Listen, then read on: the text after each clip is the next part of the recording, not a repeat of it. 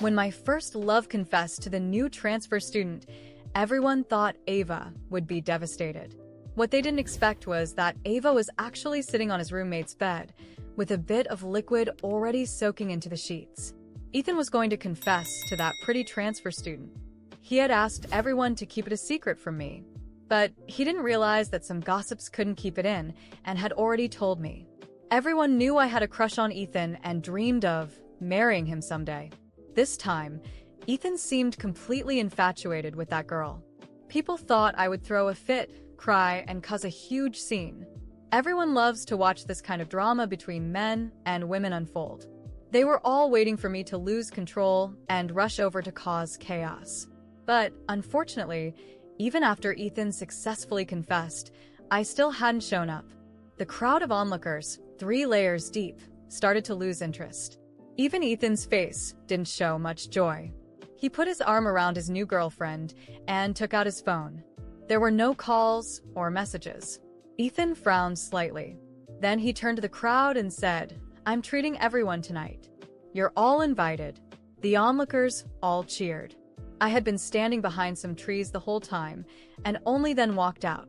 Someone with sharp eyes spotted me and immediately shouted, "It's Mia. Mia's here." I knew it. There's no way Mia would stay away. Ethan suddenly looked up the moment he saw me. The corners of his lips curved up almost imperceptibly. I ignored everyone waiting to see some drama and walked straight up to Ethan. "Mia?"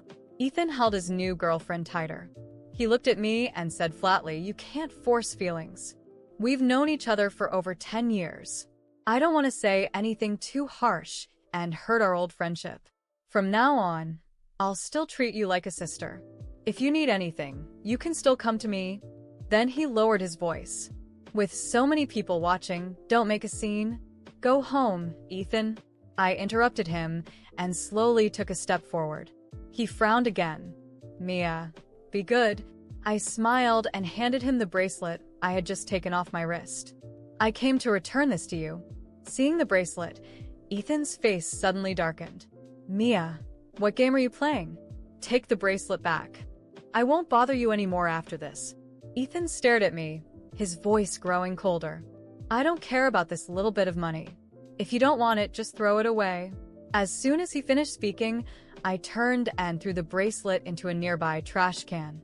"You can throw away all the other things I gave you before, too." With that, I left without looking at him again. By the time I reached the riverside, it was raining heavily. Standing in the rain with an umbrella, I thought about the dreams I had in the past few days.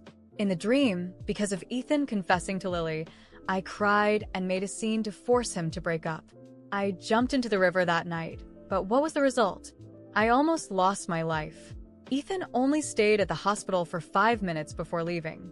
Resolutely, the Brown family who had fostered me thought I was embarrassing them by attempting suicide. And because of Ethan's attitude, they felt I was no longer of any use to them. They forced me to drop out of school and sent me back to my birth parents, who were involved in all kinds of vices. In the end, my life spiraled downward, and I died miserably in a foreign country. After I died, the person who collected my incomplete remains turned out to be the one I had always feared and kept at a distance. And Ethan, newlywed and in high spirits, never showed.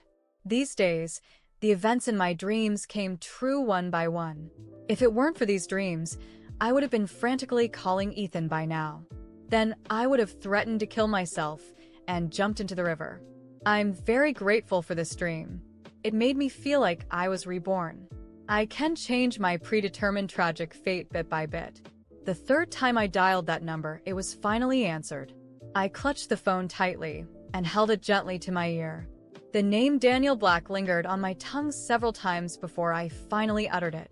Slowly, the heavy rain cut off all the noise in the world. Only Daniel's voice, slightly lazy, sounded deeply. "Mia?" "Daniel, it's raining heavily. I'm by the river and can't get back. Can you come pick me up?" The other end of the phone was silent for a few seconds. I nervously gripped the umbrella handle, my palm clammy with sweat. In the dream, when Daniel was collecting my remains, he seemed to cry. His tears fell one by one on my decaying flesh and bones. Even in the dream, I could feel that burning sensation. Later, he carried a small bottle of my ashes with him for a lifetime. And he was lonely for a lifetime. I couldn't help but tear up and choked back a sob. "Why are you crying?" Daniel's voice suddenly came through. It was still that indifferent tone, even with a hint of impatience. "I didn't say I wouldn't come. Then when will you be here?" Wait. "I'll be there in 20 minutes. "Okay, I'll wait for you, Daniel." He didn't say anything else, and the call ended. 15 minutes later, I gave my umbrella to a mother and child seeking shelter from the rain. So when Daniel arrived, I was already soaked from head to toe. When he got out of the car, his thin lips were tightly pressed together, his face as cold as if it contained frost and snow. I brushed my wet bangs aside and looked up at him with a bright smile.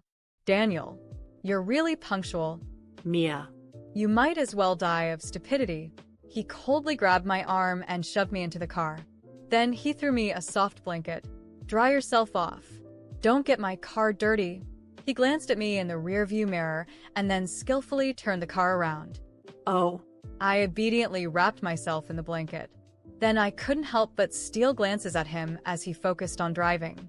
When he had no expression, he always looked very cold and unapproachable.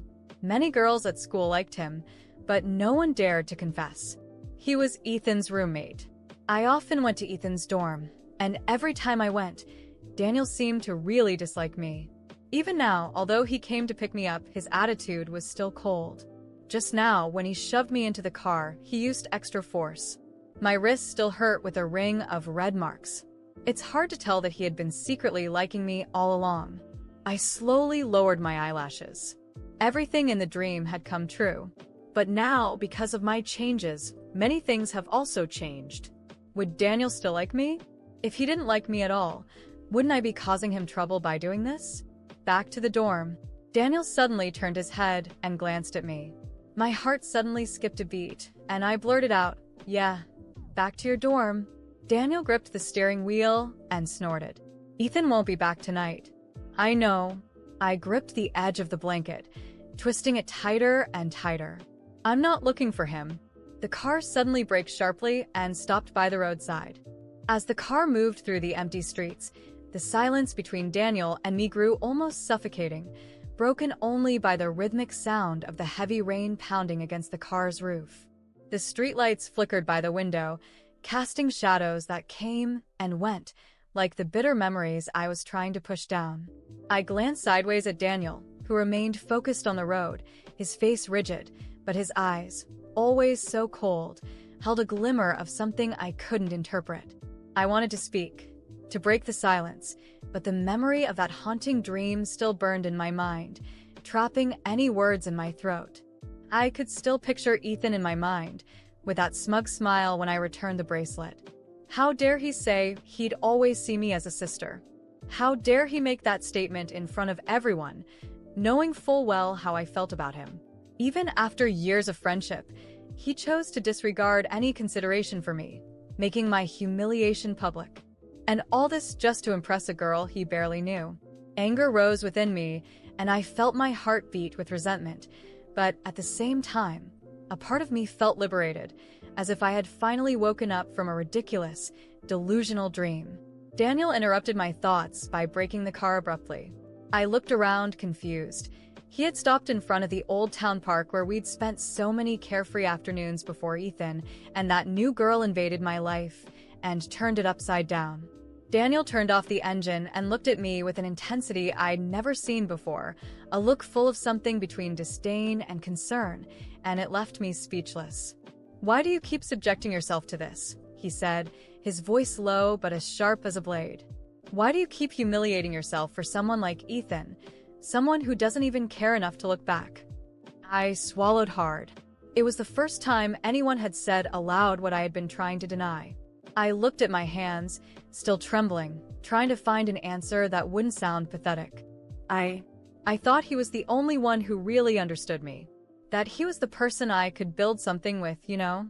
My voice came out weaker than I'd like, almost a whisper. But I guess I was just a fool all along. Daniel laughed, a humorless laugh, shaking his head like he couldn't believe what he was hearing. Maybe it's time for you to stop living to please other people, Mia. He paused, his gaze fixed on mine, and continued. You have an entire life ahead of you, and all you've done is try to be good enough for someone who never valued you. Is that what you want for the rest of your life? His words hit me like a bucket of cold water. I had never realized that all these years, I'd only been trying to become the person Ethan wanted. For a moment, I couldn't respond. I was just there, caught in Daniel's gaze, feeling my pride being crushed by that painful truth.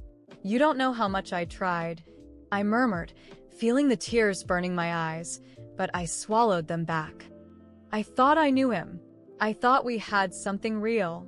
Something real? Daniel laughed again, this time with an irony that almost hurt. Mia, you spent years chasing after someone who just used you to boost his own ego. Maybe it's time for you to let go of that idea. Leave Ethan in the past and move on. For a moment, the weight of what he was saying hit me hard, and finally, somehow, I realized I was angry at myself. Angry for allowing myself to be manipulated, for trusting so blindly in someone who only treated me as a second choice, like a toy he would play with and discard when he got bored. I felt the tears escape, but this time, I didn't try to hide them. I allowed myself to feel all the pain and anger I had repressed for so many years.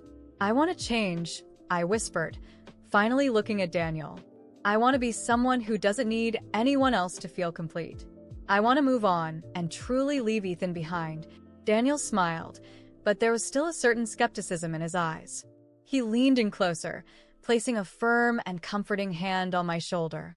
Then start now, he said softly but firmly. Prove it to yourself. Forget Ethan. He's the past. Stop caring what he thinks.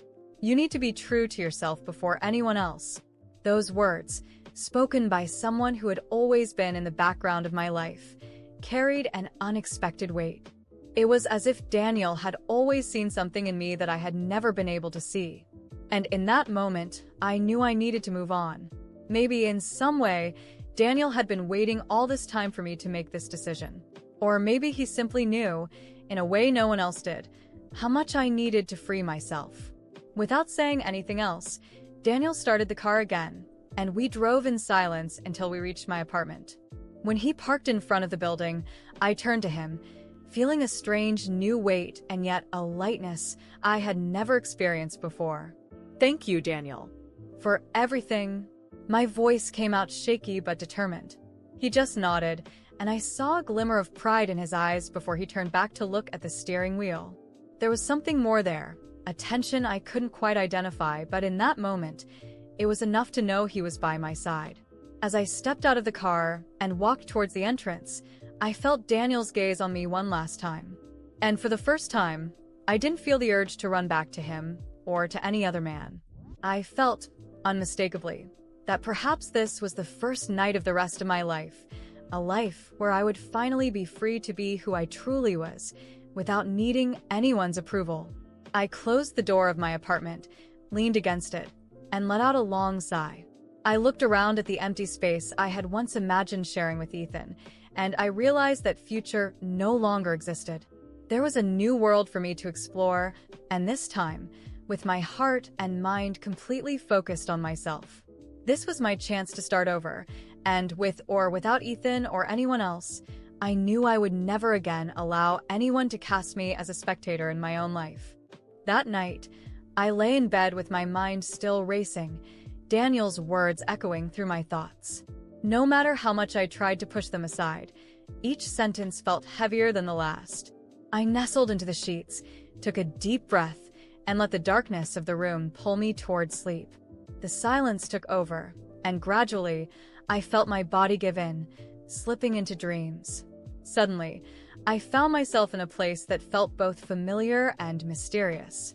There were no walls, no doors or windows. Just a vast, calm, misty expanse where everything around me was soft and inviting. Walking toward me, I saw a vague figure whose presence was soothing, almost tangible. Without any words, I understood they were here to tell me something I hadn't yet realized. They began to speak, and although I couldn't make out their face, their voice was warm and serene, resonating directly with my heart. Mia, they began, "you've finally found peace, not because someone filled an empty space within you, but because someone who truly loves you brought you home and stayed by your side when you needed it most." Their words touched something deep within me. It was true. What made me feel at peace wasn't simply being brought home safely. It was the conversation, Daniel's attentive gaze, the way he held on to me when I was feeling lost. He hadn't tried to fix my problems. He just stayed beside me, showing me what I struggled to accept. It was more than friendship. It was something I hadn't allowed myself to recognize until now. "And you know, Mia," the voice continued, "real love isn't about filling someone else's emptiness. Real love is understanding, supporting, and still challenging someone to be more than they believe they can be." That's what Daniel has been doing, even if you didn't notice. He's always been there, waiting for you to open your eyes to it. I felt warmth bloom within me, and something I'd never considered suddenly started to make sense. All those quiet moments of support, the conversations, even his moments of distance, they all seemed to be his way of protecting me, of teaching me to look beyond Ethan and see myself more fully. It was as if he had known I needed to go through this journey, that I needed to feel the pain, but he'd always be there, ready to catch me when I was finally ready to accept true love. The figure smiled softly and faded into the mist, leaving me with a sense of clarity I'd never experienced. And in that instant, I knew I needed to wake up. My eyes opened gently, and I looked around the room, the real world slowly coming back into focus. I woke up with a feeling that I needed to do something immediately, without wasting a second. It was still dark outside, but I got up with an unwavering sense of purpose. I grabbed my coat, left the house, and walked toward Daniel's apartment. I needed to see him, to talk to him. Each step I took made me feel steadier, more certain. When I finally reached his door, I took a deep breath, feeling my heart beat faster. I climbed the stairs slowly, but with an urgency I couldn't contain. Standing outside Daniel's door, I knocked softly and waited. He opened the door with a look of surprise, clearly not expecting to see me there, especially at that hour. His eyes fixed on mine, and for a second, he seemed to hesitate, trying to understand what I was doing. "Daniel," I whispered, looking at him with an intensity one had never felt before. I didn't need to say anything more. He seemed to understand.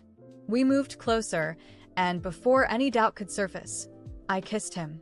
I felt his body relax as he kissed me back, wrapping me in his arms with a softness and strength that made me feel safe, whole. This was where I was meant to be, and nothing could make me doubt it. In the days that followed, we began to spend more and more time together. Our conversations, once so loaded with tension, turned into something lighter, more intimate, as if we had finally found the missing piece to understand each other. Walks in the park, nights watching movies, and moments when we simply talked about life and our dreams. Each second with him revealed a world I had never known before. This wasn't an idealized love. It was a real one, with its imperfections, but so genuine and intense that I felt I could trust it forever. With time, Daniel and I fell deeply in love. He showed me what it meant to be truly loved, without the need for games or insecurities. He taught me to trust, to open up, and to share my vulnerabilities without fear. Each day with him was a rediscovery, an experience of love I never thought possible. He didn't try to change me. He simply encouraged me to be myself, and finally, I was learning what it meant to love and be loved completely. Then, one afternoon, as we were walking together in the park, we saw Ethan in the distance. He was alone, looking confused and maybe regretful. When he saw us, his eyes lit up with surprise and, at the same time, a hint of sadness. He came closer, and for a moment, I stayed silent, waiting to see what he would say. "Mia," he started, his voice hesitant. I've been thinking. I made a lot of mistakes, and I wanted to know if I might still have a chance with you." Looking at him, I felt a mixture of nostalgia and pity. I had waited so long for those words, but now they felt empty. Ethan was no longer part of my world. He was a closed chapter, and I was certain I'd never need him to feel complete. I took a deep breath and held Daniel's hand, looking firmly into Ethan's eyes. "Thank you, Ethan," I said calmly, but now I have exactly who I was always meant to have. And that's all I need. Ethan looked at me with a mix of surprise and resignation. Perhaps he finally understood just how much he'd lost me. Perhaps he realized it was too late. He lowered his gaze and nodded, giving a final wave before turning and walking away. As I watched him leave, I didn't feel any pain, only a calm, quiet peace, knowing that I was exactly where I belonged. When I turned to Daniel, he smiled, squeezing my hand with a tenderness that only he could offer. We walked together, unhurried, as the sun began to set on the horizon, illuminating our path. In that moment, I knew I had finally found the happiness I had been searching for all along.